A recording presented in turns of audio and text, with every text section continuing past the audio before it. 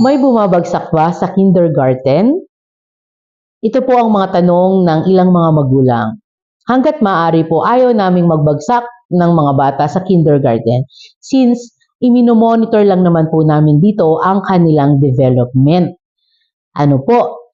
Pero po, maaari kang bumagsak sa kindergarten kung meron kang absenteeism or yung paulit-ulit na pag-a-absent at hindi pagpasok sa paaralan.